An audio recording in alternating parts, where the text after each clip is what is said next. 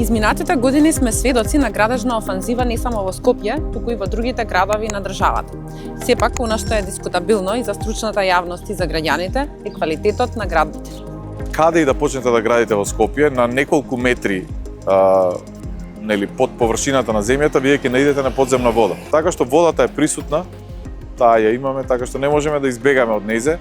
Меѓутоа, постојат додатоци во бетонот, постојат хидроизолации, постојат специјални премази кои што се користат за да објектите се изолираат и да немаат проблем со подземната вода.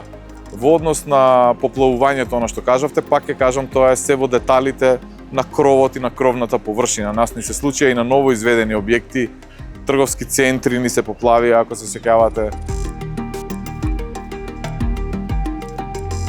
Новоградбите, јас генерално тврдам, значи оние што се легално градени, кои што ги поминале сите филтри во смисла проектирање и соодветна ревизија на проектот, понатаму добивање на мислење од некои од институтите за сеизмички отпорни градби, понатаму следи изведба, квалитетен изведувач ако ги градел и соодветен надзор, меѓутоа надзор во вистинска смисла на зборот кој што постојано го посетува градилиштето и е, да речам, стручен, односно е од нашата градежна фела.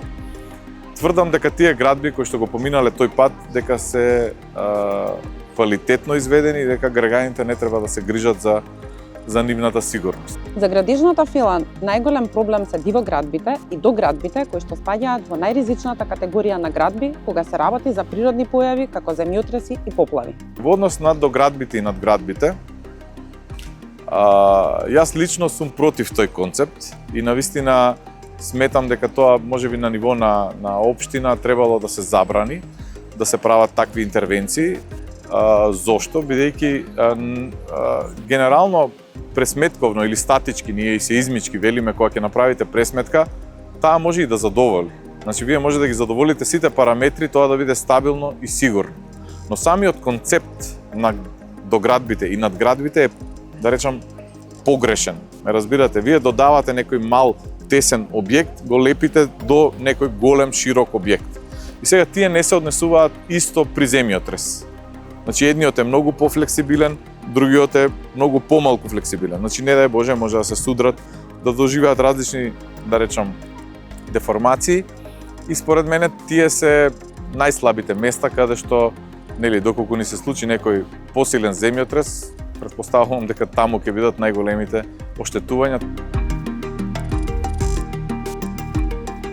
Градбите и во водно, и во падините на водно, да речам, во подножјето, според мене треба да се ограничат.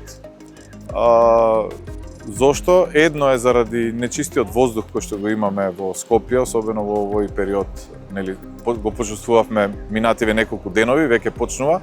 Значи, струењето на воздухот се сопира, оној воздух кој што циркулира од водно, тоа е едната причина, а другата причина е тоа што сметам дека навистина на големи високи градби не име местото на падините на водно. Значи, пак ќе кажам, вие можете тоа да го докажете со пресметка дека задоволува, меѓутоа конструктивниот систем и концептот е несоодветен.